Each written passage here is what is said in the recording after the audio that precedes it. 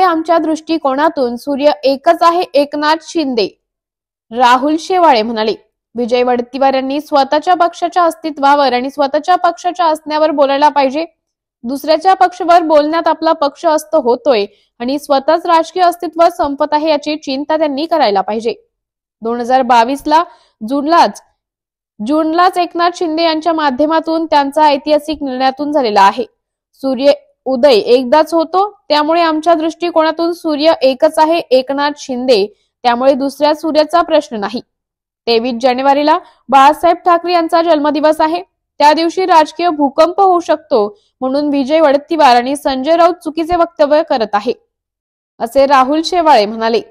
पालकमंत्रीबाबत ते म्हणाले, पालकमंत्री पदाबाबत पक्षात नाराजी आहे, पण मुख्यमंत्र्यांकडे व्यक्त केली आहे आणि आम्हाला विश्वास आहे मुख्यमंत्री वरिष्ठ नेत्यांशी चर्चा करून पालकमंत्री पदाबाबत तोडगा काढतील. महाकुंभ मेळाव्यावर राहुल शेवाळे म्हणाले, ठाकरे गटाचे नेते महाकुंभ मेळाव्यात जातात माहिती आहे, पण तेथे जाऊन त्यांनी पवित्र स्थान केलं पाहिजे. बाळासाहेबांचे विचार सोडलंय, हिंदुत्व त्यांनी सोडलं आहे. त्यांना पाप धुण्याची संधी मिळाली असल्याची टीका राहुल शेवाळे यांनी केली आहे. ते गेल्यानंतर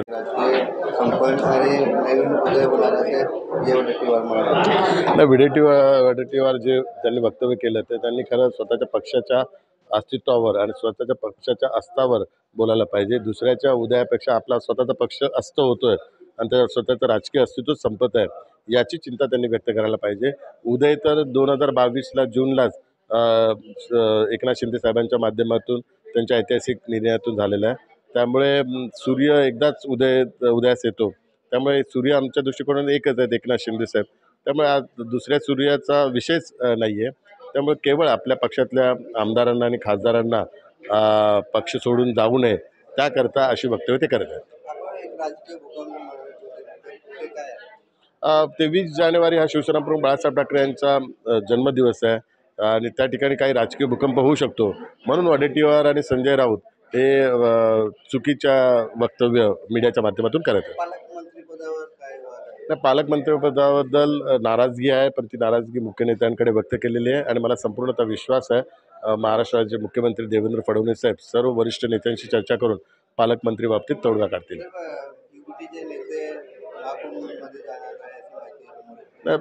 युबीटीचे नेते महाकुंभ जात आहेत याची माहिती आहे, पण तिथे गेल्यानंतर तिथे पवित्र स्नान पण त्यांनी करायला पाहिजे आणि ते पवित्र स्नान याकरता करायला पाहिजे कारण त्यांनी शिवसेना प्रमुख यांचे विचार सोडण्याचं पाप केलेलं आहे. त्यांनी हिंदुत्व सोडण्याचं पाप केलेलं आहे. त्यांनी शिवसेना सोडण्याचं शिवसेनेचे विचार सोडण्याचे पाप केलेलं आहे आणि अशा वेळी ते पाप धुण्याची संधी त्यांना आता प्राप्त झालेली आहे. त्यांनी पवित्र स्नान करून ते पाप धुवावं. धन्यवाद.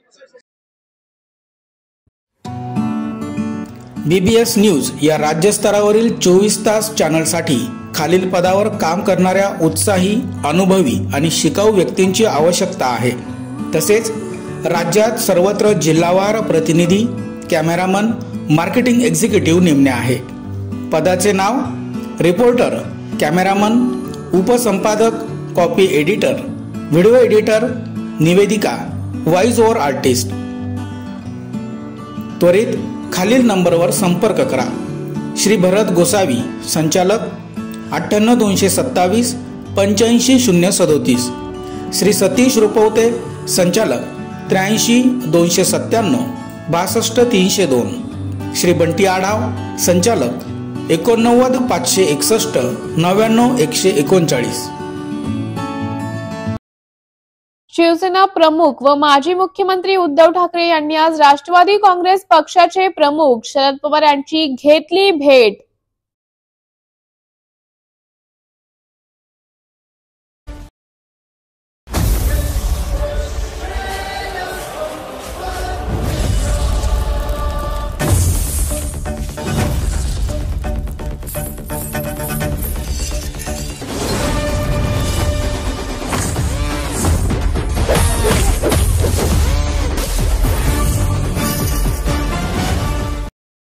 कल्याणमध्ये 3 बांगलादेशी महिलांना पोलिसांनी केली अटक. कल्याणच्या महात्मा फुले पोलिसांनी 3 बांगलादेशी महिलांना पोलिसांनी अटक केली आहे. परवीन शेख, खाजिदा शेख आणि रीमा सरदार अशी या बांगलादेशी महिलांची नावे आहेत। कल्याण स्टेशन परिसरातून पोलिसांनी या महिलांना अटक करण्यात आली आहे। हा सर, पिटा अंतर्गत कारवाई दरम्यान मोठा खुलासा झाला काय? बरोबर आहे। आमच्याकडे एक 8 दिवसापूर्वी महात्मा फुले पोलीस स्टेशनला पिटा कायद्याअंतर्गत काही महिलांना अटक करण्यात आलेली होती। त्यामध्ये काहीतरी 13 पीडित महिलांना त्यांची सुटका केली होती। त्या अनुषंगाने माननीय वरिष्ठ पोलीस निरीक्षक श्री ज्ञानेश्वर साबळे सर यांनी हे तपास करत असताना त्याच्यामध्ये कल्याण रेल्वे स्टेशन परिसरामध्ये काही बांगलादेशी महिला येत असल्याची माहिती मिळाली होती। त्या अनुषंगाने दिनांक 16 जानेवारी 2025 रोजी आम्ही स्टेशन परिसरामध्ये कारवाई केली असता त्याच्यामध्ये आम्हाला 3 बांगलादेशी महिला या मिळून आलेल्या आहेत। त्याबाबत वेगळा गुन्हा दाखल करून महिलांना अटक करण्यात आलेली आहे। त्याच्यामध्ये सध्या त्या महिला आरोपी ज्या आहेत त्या बांगलादेशी असल्याचे निष्पन्न झाले। त्या सध्या पोलीस कस्टडीमध्ये आहेत आमच्याकडे।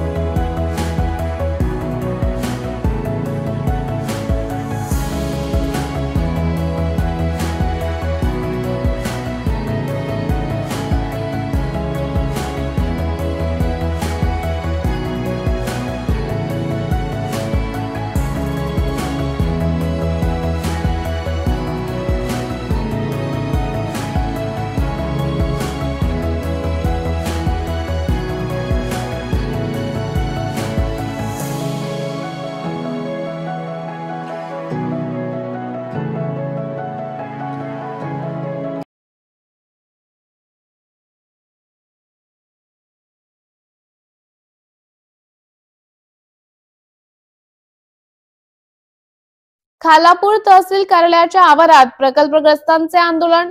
रायगड जिल्ह्यातील खालापूर तालुक्यातील मे क्लेरिजन SEZ प्रायव्हेट लिमिटेड कंपनीचे ग्रामस्थांच्या प्रलंबित मागण्या सोडवाव्यात किंवा प्रकल्पग्रस्तांच्या जमिनी परत द्याव्यात या मागणीसाठी खालापूर तहसील कार्यालयाच्या आवारात कामगार नेत्या श्रुती म्हात्रे यांच्या नेतृत्वात ग्रामस्थांनी आंदोलन सुरू केले आहे। कंपनीसाठी लागणारे मनुष्यबळ, अवजारे, साहित्य, साधन सामग्री, इतर कामे संस्थेत मिळावीत, तसेच स्मशानभूमी परिसरातील कुंपण हटवून जागा खुली करावी। खोखर तलावातील जागेवर सिमेंट पोल उभे करून केलेले अतिक्रमण हटवावे, तसेच सर्व नंबरवरील गुरचरण शासकीय जमीन गावास परत करावी या मागण्या ग्रामस्थांनी या आंदोलनाच्या माध्यमातून केल्या आहे। जमिनी आमच्या घेतलेल्या आहेत कंपनीने, त्या कंपनीचा जो आता काही जो काम होतोय तो काम आमच्या सोसायटीवर कडे देऊन द्यावी, पहिली मागणी। दुसरी मागणी, जो त्यांनी तो स्मशानभूमीचा केलेला आहे बंदिस्त, तो त्यांनी बंदिस्त तोडावं। तिसरी मागणी आहे का तलावामध्ये त्यांनी तो अतिक्रमण केलेला आहे तो अतिक्रमण हटवावा। चौथी मागणी आहे, गुरचरण आमची जी हडप केलेली आहे ती गुरचरण आम्हाला परत द्यावी गावाला। या आमच्या 4 मागण्या आहेत। त्या मागण्या आम्ही गेली 1-1.5 वर्ष आम्ही सातत्याने त्या मागण्या मांडत आहोत, पण ही कंपनी प्रशासक आमचा कोणत्याही प्रकारचं ऐकत नाही। न ऐकल्यामुळं आम्हाला आज हे धरणे आंदोलन करण्यासाठी आम्हाला हे भाग पाडण्यात आले आणि आमच्या नेत्या कामगार नेत्या श्रुतीताई म्हात्रे यांच्या मार्गदर्शनाखाली आम्ही हा आंदोलन करीत आहोत। आणि त्याची जी आहे आरेरावी आहे ती आम्हाला अमान्य नाही आहे। त्यांनी आमची माफी मागावी, जे त्यांनी काय आमच्याबद्दल अपशब्द वापरलेले आहेत ते त्यांनी आमची माफी मागावी आणि बाकी या 4ही मागण्या आमच्या मान्य कराव्या, हीच आमची मागणी आहे। धन्यवाद। क्लेरिजस कंपनी जी आहे ही कंपनी गेले 25 वर्ष आमच्या जमिनी घेतल्यात। या जमिन्या एकदम कवडी मोलाच्या भावात घेतलेल्या आहेत, आलं का लक्षात। आणि हा जो मालक आहे रायचंद, मालक म्हटल्यापेक्षा हे जे सगळं सांभाळतो जे क्लेरिजस कंपनी, त्यांनी जे एक दुबईची कुठली तरी कंपनी आहे त्या कंपनीशी जॉईंट व्हेंचर केलं आहे असं आम्हाला समजलं आहे आणि त्यांनी काम चालू केलं आहे। क्लेरिजस कंपनी काम चालू केलं आहे। आमच्या फक्त मागण्या काय आहेत की आम्हाला स्थानिक जे भूमिपत्र आहेत त्यांना आमचा 22.5% जो विषय तो पण आहे, आमच्या स्थानिकांना नोकऱ्यांचा विषयसुद्धा आहे। त्याच्यामध्ये जो येणारा जो काम असेल तो आमच्या सोसायटीला काम मिळावा, ही प्रथम मागणी तर आमची आहेच। दुसरी गोष्ट, आमचं जे स्मशानभूमीला जे कंपाऊंड टाकलं आहे, आमचं जे गुरुचरणाची जे जागा त्यांनी घेतलेली आहे ती जागासुद्धा आम्हाला मिळावी रिटर्न. बऱ्याच काही गोष्टी अशा आहेत, याच्यामध्ये सगळं लिहिलेलं आहे. आणि आमचं एकच मागणी आहे की त्यांनी शांततेमध्ये आमचे हे प्रश्न सोडवावा. नसेल तर आम्हाला, म्हणजे तुम्हाला पत्रकारांनासुद्धा माहिती आहे किंवा तहसीलदारालासुद्धा माहिती आहे किंवा पोलीस डिपार्टमेंटलासुद्धा माहिती आहे आम्ही काय आहेत आणि काय हे सांगायला नको. कारण मागच्या बऱ्याच वर्षाचा अनुभव पोलिसांना, प्रशासनाला आहे. कारण आम्ही जर रस्त्यावर उतरलो तर मला खूप महाग पडेल. जास्त काय बोलायची उगाच आहेत दिवस बोलायला. आणि आमची एकच मागणी आहे की लवकरात लवकर 1-2 दिवसामध्ये त्यांनी आमचे मार्ग आणि प्रश्न सोडवावेत, एवढीच विनंती करतो मी. कारण त्यांनी आमचा अंत बघू नये. धन्यवाद. आपण खालापूर तहसीलदार कार्यालयासमोर सारंग ग्रामस्थांच्या समवेत त्यांच्या जमिनीमध्ये 350 एकर जमिनीमध्ये एक क्लेरिस कंपनी नावाने एक मोठा टाउनशिपचा प्रकल्प येऊ घातलेला आहे. आणि फार पूर्वीपासून त्या गोष्टीचं नियोजन होतं, परंतु आता खऱ्या अर्थाने त्यांनी त्यांची वीट टाकण्याचं काम सुरू केलेलं आहे.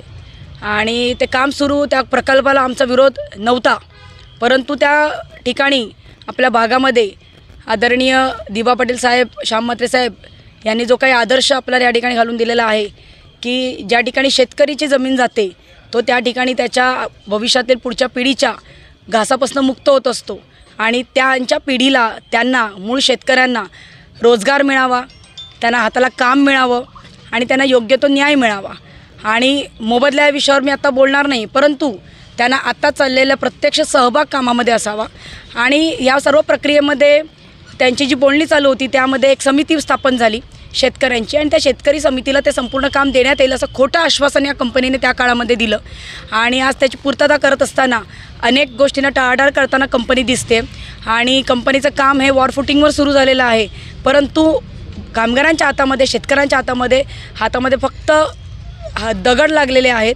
त्यांना तुम्ही राबवून आणि त्यांना शोषण करण्याच्या हेतूने कंपनीचा बघण्याचा दृष्टिकोन आहे की या ठिकाणी त्यांनी यावं, झाडू काढावी, खोदकाम करावं, तर ते त्या पद्धतीतले लेबर असतील तर ते देखील करतील. परंतु आपल्या भागातले आता शेतकरी विविध व्यवसायामध्ये आहेत, उच्च शिक्षित आहेत, त्यांना त्यांच्या योग्यतेप्रमाणे त्या ठिकाणी न्याय मिळावा या अर्थाने, खऱ्या अर्थाने आंदोलन पुकारलेलं आहे.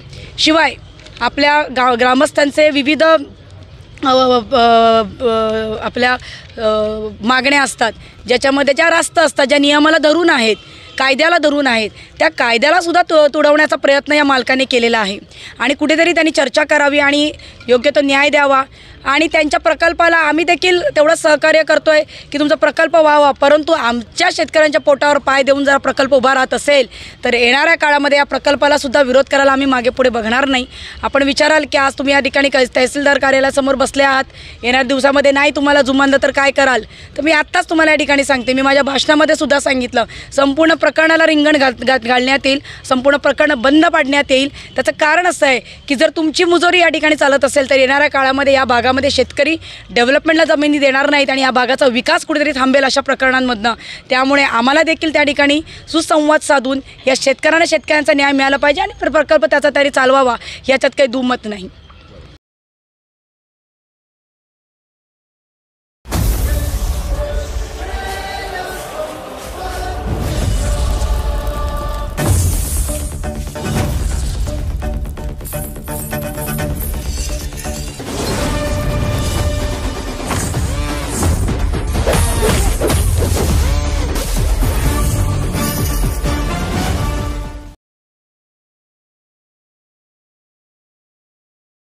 अफवांमुळे नंदुरबारमध्ये पोलिसांची दगडफेक, संशयित 18 जण ताब्यात. नंदुरबार शहरात रविवारी किरकोळ कारणांमुळे निर्माण झालेल्या तणावाचा फायदा घेत एका गटातील काही जणांनी पोलिसांवर दगडफेक केली. या प्रकरणी पोलिसांनी आज 18 जणांना ताब्यात घेतले आहे. आरोपींपैकी 7 जणे अल्पवयीन आहेत. नंदुरबार शहरातील बिस्मिल्ला चौकात रविवारी मद्यप्राशन केलेल्या रिक्षा चालकाने दुसऱ्या गटातील व्यक्तीला धडक दिली. या अपघातामुळे शहरात काही वेळ तणाव निर्माण झाला होता. त्यानंतर पुन्हा 2 गटांमध्ये किरकोळ घटना घडल्या. पोलिसांनी सतर्कता म्हणून चोख बंदोबस्त तैनात केला होता. या 3ही घटनांप्रकरणी पोलिसांनी गुन्हा नोंदवत धरपकड सुरू केली होती. परंतु रात्री 10 वाजेच्या सुमारास त्रिकोणी इमारत, हवाई मोहल्ला आणि चिराग गल्ली परिसरातील काही समाजकंटकांनी अफवा पसरवत व अंधाराचा फायदा घेत दगडफेक सुरू केली. या बंदोबस्तासाठी उपस्थित पोलिसांवर अचानक झालेल्या दगडफेकीमुळे काही काळ तणाव निर्माण झाला होता. घटनेची माहिती मिळताच पोलिसांची अतिरिक्त कुमक घटनास्थळी दाखल झाली. त्यांनी तात्काळ कारवाई सुरू करत अश्रुधारांच्या जवळपास 12 नळकांड्या फोडत परिस्थिती नियंत्रणात आणली. या प्रकरणी पोलिसांनी 18 जणांना ताब्यात घेतले आहे. त्यांच्या विरुद्ध गुन्हे दाखल करण्यात आले आहेत. दगडफेकीत कोणतीही जीवितहानी झाली नसली तरी एका पोलीस वाहनाचं नुकसान झाले असून बंदोबस्तावरील काही अधिकारी कर्मचारी किरकोळ जखमी झाले आहे. परिसरातील तणाव निवळण्यासाठी सुरुवात झाली असून पोलिसांचा चोख बंदोबस्त तैनात करण्यात आला आहे. कोणीही वातावरण बिघडवण्याचे काम करू नये. ज्यांनी कायदा हातात घेऊन शहराची शांतता भंग करण्याचा प्रयत्न केला त्यांना सोडले जाणार नाही. त्यांच्यावर कडक कार्यवाही करण्यात येईल. शहरात शांतता आहे. कुणालाही अफवेवर विश्वास ठेवू नये. कुणालाही अनुचित घटना दिसून आल्यास पोलिसांना तात्काळ आरोपींवर कारवाई करण्यात आलेली आहे. त्यामध्ये 7 अल्पवयीन मुलं असल्याची बाब निदर्शनास आलेली आहे आणि ही सुद्धा खूपच दुर्दैवी बाब आहे. सर्व नागरिकांना माझं आवाहन आहे, नंदुरबार जिल्हा पोलीस तर्फे, आमचे सर्व पोलीस विभागातर्फे, शहराची शांती कुठल्याही परिस्थितीमध्ये बिघडू देऊ नका आणि कोणत्याही प्रकारची अफवाला बली पडू नका. आणि जर अशी काही प्रकरण घडल्यास कायदा स्वतः हातात न घेता पोलिसांना संपर्क करा. काल दुपारपासून 3 घटना संध्याकाळीपर्यंत घडलेली होती. त्या सर्व घटनेला पोलिसांनी योग्य प्रतिसाद दिला. योग्य वेळी सर्व बंदोबस्त पोहोचला आणि जे रिइन्फोर्समेंट्स असतात ते सुद्धा आपण लवकर मागून घेतले आणि त्याच्यामुळे दुपारचे नंतर जे घटनेच्या नंतर जे मॉक इकट्ठा झाला होता ते सुद्धा त्यांनी सुद्धा कुठल्याही प्रकारची अवैध गतिविधी न करता ते सर्व डिस्पोज झाले होते आणि संध्याकाळीपर्यंत पूर्ण शांतता होती.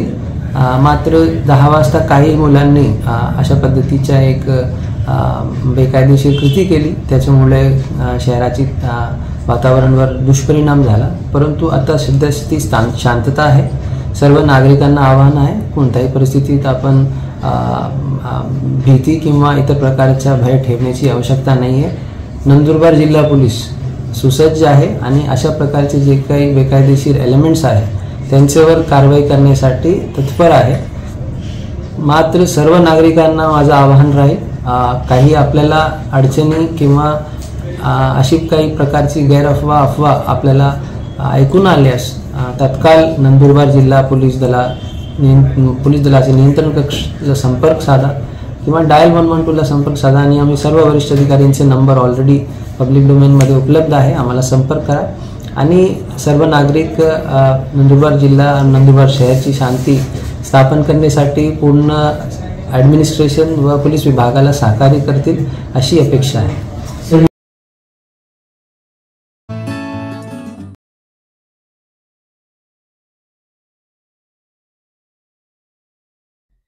महाराष्ट्रात सत्तेत डाकू बसले ते चोरीचाच विचार करणार नाना पटोले यांची टीका.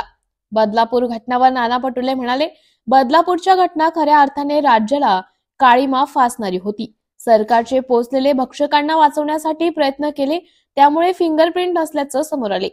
आरोपींना वाचवण्यासाठी प्रयत्न केला आहे. या प्रकरणातील सगळे तथ्य पुढे म्हणून आरोपी कारवाईवर व्हावी अशी काँग्रेसची मागणी आहे. उद्धव ठाकरे शरद पवार भेटीवर नाना पटोले म्हणाले, जयंत पाटील यांचा मला फोन आला. उद्या संध्याकाळी मविया बैठक होतील. विधिमंडळ समितीवर निवड असो यासह अन्य विषयावर चर्चा करणार. नाशिक मूकबधीर मुलावर अत्याचारावर नाना पटोले म्हणाले, महाराष्ट्रात कायदा सुव्यवस्था राहिलेली नाही. पोलिसांचा धाक राहिलेला नाही. गुन्हेगारांना रान मोकळं आहे. 65% मंत्री गुन्हेगार प्रवृत्तीचे आहेत, त्यामुळे त्यांच्याकडून काय अपेक्षा करणार. राहुल शेवाळे दावावर ते म्हणाले, बेमाईने निवडून आले. चोरी आणि डाका टाकण्याची मानसिकता आहे. हे आमदार चोरणार ते चोरणार असे सांगतात. हीच त्यांची मानसिकता आहे. छत्रपती शिवाजी महाराजांना मानणारा महाराष्ट्र आहे. सत्तेत डाकू बसले आहेत. बघूयात यावेळी नाना पटोले नेमकं काय म्हणालेत ते. याच्यात खूप पाणी वाहून गेलेलं आहे आणि म्हणून माननीय सुप्रीम कोर्टाने माननीय हायकोर्टाने विशेष करून हे प्रकरण जेव्हा आपल्याकडे घेतलेलं आहे सुमोटो, या प्रकरणातलं सगळे तथ्य हे पुढं आणून या सगळ्या आरोपींवर कारवाई व्हावी अशी मागणी काँग्रेसच्या वतीनं आम्ही करतो. उद्धव ठाकरेंनी आज शरद पवारांची भेट घेतलेली आहे आणि आता स्वतंत्र निवडणुका लढणार काही या सगळ्या चर्चा सुरू झालेली आहे. मला आत्ताच जयंत पाटलांचा फोन आला. मी मुंबईत नसल्यामुळे त्या मीटिंगला जाऊ शकलो नाही. उद्या आम्ही संध्याकाळी मीटिंगमध्ये आमच्या तिघांची मीटिंग होणार आहे आणि त्याच्यामध्ये विधिमंडळाच्या समित्यांचे असतील नावं आणि या सगळ्या गोष्टीचं त्या ठिकाणी चर्चा होणार आहे. त्यामुळे हे जे काही वावाडे उठवले जातात हे महाविकास आघाडीमध्ये सगळे प्रॉब्लेम आहेत, कुठलेही प्रॉब्लेम नाही. उद्या संध्याकाळी आम्ही मुंबईमध्ये तिघही जण बसू.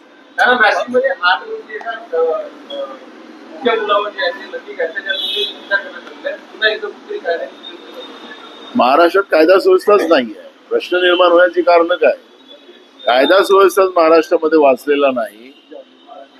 गुंग्या मुलांवर अत्याचार, त्याला मारून टाकणं, मुलींवर अत्याचार, त्यांना मारून टाकणं, पोलिसांचा धाक आणि या सरकारचा धाकच आता महाराष्ट्रात राहिला नाही आणि गुन्हेगारांना रान मोकळं आहे. अशा पद्धतीचे गुन्हेगार महाराष्ट्रामध्ये वागताना आपण पाहतोय. आणि मी वारंवार एक गोष्ट सांगणार, महाराष्ट्राच्या मंत्रिमंडळामध्ये 65% मंत्री हेच गुन्हेगार प्रवृत्तीचे आहेत. तर यांच्याकडून काय अपेक्षा कराव्या? दावा केलेला आहे की 50पेक्षा जास्त नगरसेवक हे आमच्याकडे येणार आहेत काँग्रेसचे. मला एक प्रश्न, या सत्तेमध्ये बसलेले लोक आहेत, बैमानीत हे निवडून आले, बैमानीनं मतावर बैमानीने डाका टाकला, त्याच्याने हे लोक निवडून आले. आता कोणाचे आमदार चोरायचे म्हणतील, कोणाचे नगरसेवक चोरायचे. ते चोरी आणि डाका हीच मानसिकता सरकारमध्ये बसलेल्या लोकांची आहे आणि त्याचा परिणाम आहे की जनतेच्या मूळ प्रश्नावर चर्चा करण्यापेक्षा हे सरकार आम्ही हे चोरणार आहोत, त्यांचे आमदार चोरणार आहोत, त्यांचे नगरसेवक चोरणार आहोत, ही खऱ्या अर्थानं महाराष्ट्राचं कधी पण वैचारिक भूमिका राहिली नाही. शाहू फुले आंबेडकरांची भूमिका असलेला महाराष्ट्र आहे, छत्रपती शिवाजी महाराजांचा महाराष्ट्र आहे आणि नेहमी लोकशाहीला मानणारा महाराष्ट्र आहे. पण सत्तेत बसलेले डाकू हे चोरीचाच विचार डोक्यामध्ये आणतील आणि त्याचाच परिणाम महाराष्ट्राच्या लोकशाहीच्या व्यवस्थेला तडे जाण्याचं काम सुरू झालेलं आहे. युवा काँग्रेसमध्ये सर ज्या पद्धतीने पाहिलं आपण, काल आंदोलन झालं होतं नागपूरमध्ये राष्ट्रीय स्वयंसेवक संघाच्या मुख्यालयाजवळ. तिथे काही लोक गेले होते, 100 पेक्षा कमी लोक होते. पण आज त्या ठिकाणी जे लोक गेले नाहीत त्या 60 लोकांवरती सस्पेन्शन काढलेलं आहे. त्यामुळे काँग्रेसमध्ये, युवक काँग्रेसमध्ये कुणाल राऊत विरुद्ध इतर 50 लोक असा वाद निर्माण झाला. शिवानी वडेट्टीवार बघा, हे युवक काँग्रेस ही आमच्या युवकांची संघटना आहे आणि राष्ट्रीय पातळीवरूनच याची कारवाई केली गेलेली आहे. ऍक्च्युली पक्षामध्ये डिसिप्लिन असलंच पाहिजे आणि डिसिप्लिनच्या माध्यमातून कारण की राष्ट्रीय लेवलवरून या सगळ्या घडामोडी सुरू झालेल्या आहेत. समजा सरसंघचालक मोहन भागवत जी म्हणतात की आत्ता देशाला स्वातंत्र्य मिळालं, तर हे खऱ्या अर्थानं स्वातंत्र्यासाठी ज्यांनी आपल्या घरावर तुळशीपत्र ठेवलं, ज्यांचं बलिदान झालं, त्या लोकांचा अपमान करण्याचा अधिकार RSSला नाही. आणि म्हणून युवक काँग्रेसने काल जे आंदोलन केलं त्या मानसिकतेच्या विरोधात, ज्यांनी लोकशाही आणि या देशाला स्वातंत्र्य मिळवून दिलं त्या नेतृत्वावरच आक्षेप घेण्याचं काम संघ करत असेल तर ही या देशातल्या तरुणांना ते मान्य नाही. आणि म्हणून काल ते आंदोलन झालं आणि हे पक्ष डिसिप्लिनची भूमिका आहे. त्यामुळे युवक काँग्रेसच्या राष्ट्रीय नेतृत्वाने ही कारवाई का केली का नाही याच्याबद्दलची माझ्याकडे माहिती नाही. माहिती मिळाल्यानंतर अशा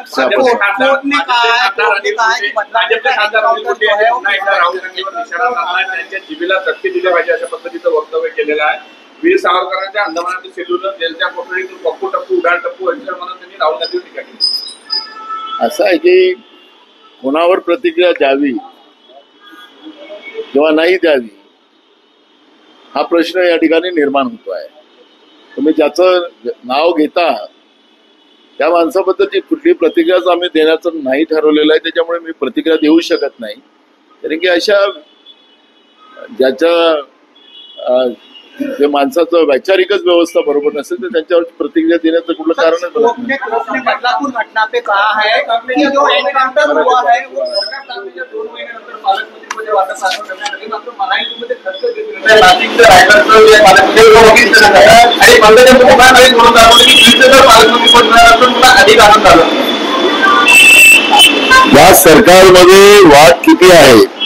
मंत्रिमंडळ निर्माण करायला या सरकारला वेळ गेला, खाते वाटप करायला वेळ गेला आणि त्याच्यानंतर पालकमंत्री देण्यामध्येही या सरकारने वेळ घातला. महिन्यांचे याच्यामध्ये चालले.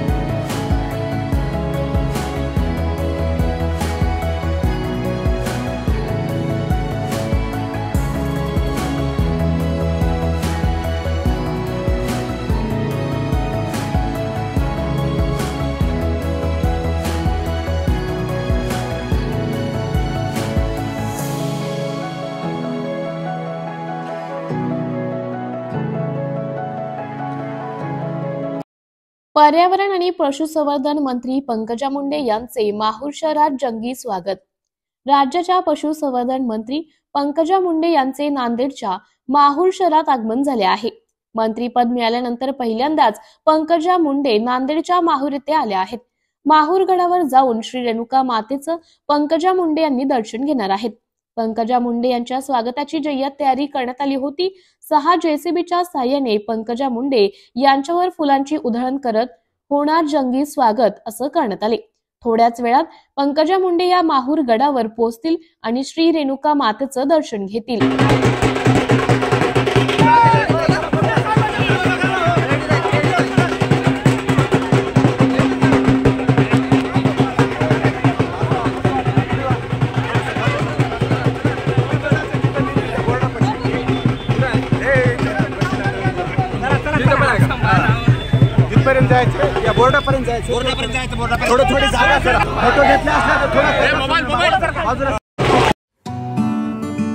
BBS न्यूज या राज्यस्तरावरील 24 तास चॅनलसाठी खालील पदावर काम करणाऱ्या उत्साही, अनुभवी आणि शिकाऊ व्यक्तींची आवश्यकता आहे.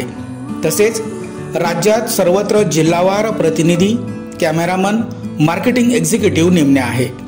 पदाचे नाव: रिपोर्टर, कॅमेरामन, उपसंपादक, कॉपी एडिटर, व्हिडिओ एडिटर, निवेदिका, व्हॉइस ओव्हर आर्टिस्ट. त्वरित खालील नंबरवर संपर्क करा. श्री भरत गोसावी, संचालक, 98 227 85 037. श्री सतीश रुपवते, संचालक, 83 297 62 302.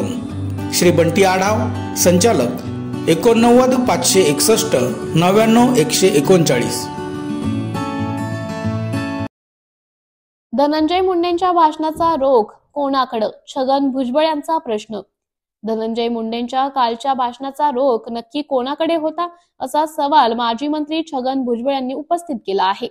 मुंडे यांच्या भाषणावर प्रतिक्रिया देताना भुजबळ म्हणाले, षडयंत्र कुणी रचलं? उद्धव ठाकरे, काँग्रेसने रचलं नसेल. राष्ट्रवादी किंवा भाजपच्या लोकांनी रचलं आहे का? काँग्रेस आणि शरद पवार यांच्यात वाद झाला होता. त्यानंतर पवारांसाहेब सोबत निघून गेले. अजित पवार एका मीटिंगला नव्हते, पण नंतर टीव्हीवर दिसले. मी स्वतः अजितदादांकडे जाऊ नका, सोडून पवारांसाहेबांकडे या असं सांगितलं होतं. पक्षाच्या मीटिंगमध्ये ठराव मांडला आणि उपमुख्यमंत्री करण्याच्या सूचनाही केली. पण आता प्रश्न हा आहे की कालच्या भाषणाचा नेमका रोख कोणाकडे होता? घरपोच डिझेल योजना सुरूवर ते म्हणाले, भारत सरकारच्या स्टार्टअप इंडिया अंतर्गत 2 मित्रांनी घरपोच डिझेल सेवा सुरू केली आहे. टँकर घेण्यासाठी त्यांना सरकारकडून सबसिडी देण्यात आली आहे. मोठ्या प्रकल्पांसाठी डिझेल सह मिळावे यासाठी ही सेवा सुरू करण्यात आली असून जेवणासारखी ऍडव्हान्स बुकिंग करता येणार आहे. त्यासाठी वेळेची बचत होईल असे कंपनीच्या प्रवर्तकांनी सांगितले आहे. भारत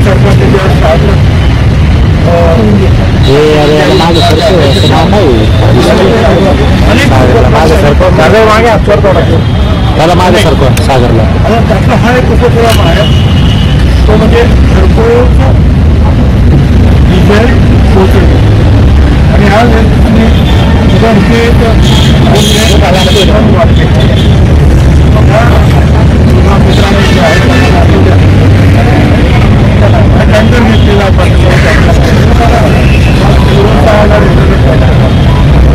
त्याला भारत सरकारनं मोठ्या प्रमाणावर सबसिडी सुद्धा आणि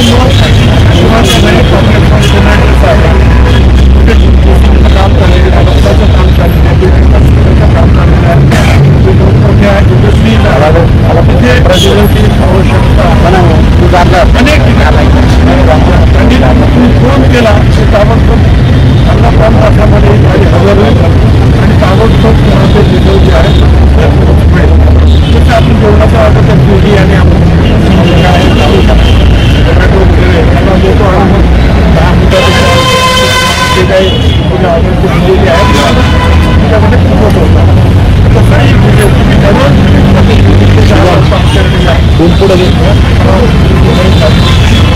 अशा अनेक ठिकाणी आपण तुम्हाला पेट्रोल पंपावर गाडीची लाईन लावायची गरज आणि अगोदर फोन केला मेसेज टाकला की मला असं वाटतं की तुम्हाला ताबडतोब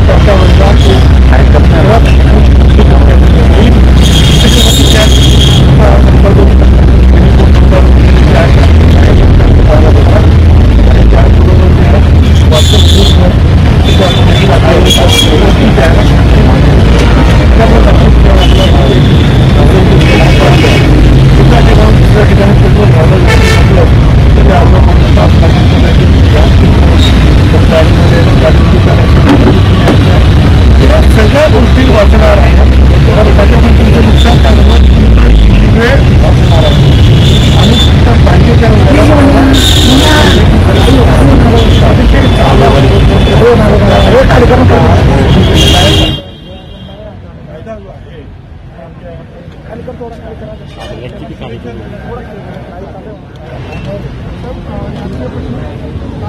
आणि अजून गोष्टी पदार्थाबाबत आधी निर्णय झाला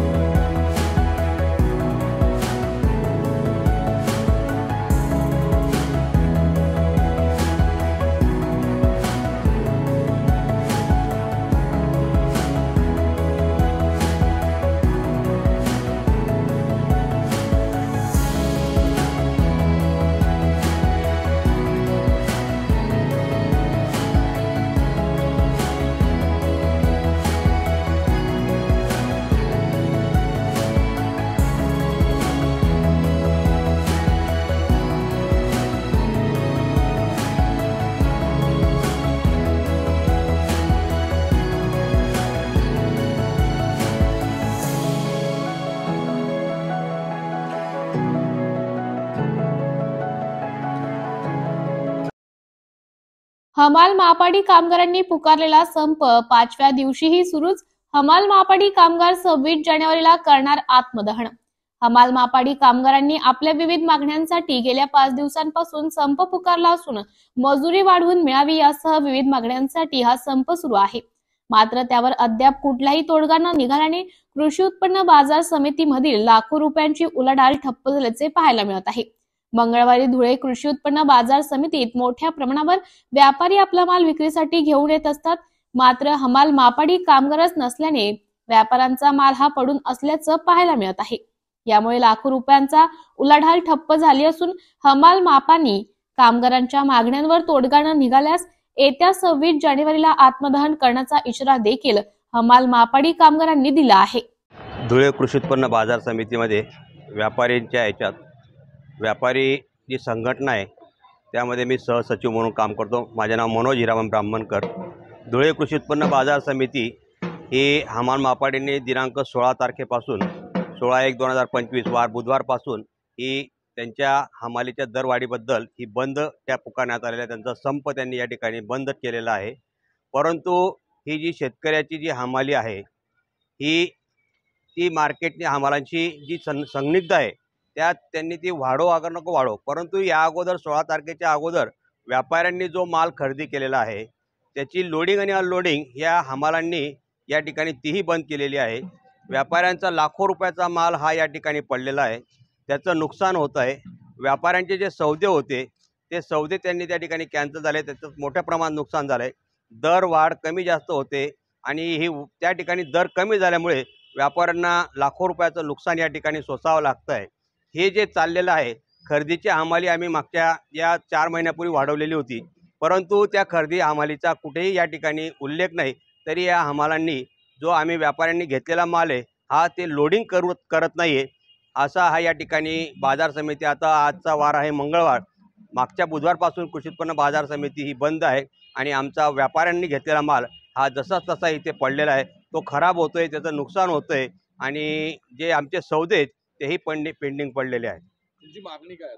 आमची मागणी अशी जे आमच्या व्यापाऱ्यांतर्फे की आमचा माल जो घेतलेला आहे हा आमचा माल त्यांनी लोड करून द्यावा.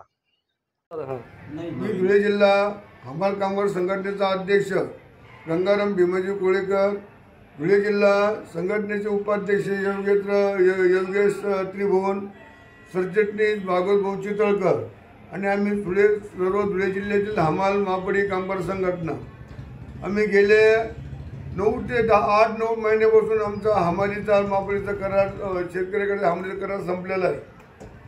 आम्ही वारंवार डिटेलला पत्र वाढ देऊन देखील त्यांनी मजुरीची वाढ निघाली झाली नाही. 4 वेळेस मिटिंग घेतल्या पण त्या मिटिंगमध्ये काही फायदा झाला नाही.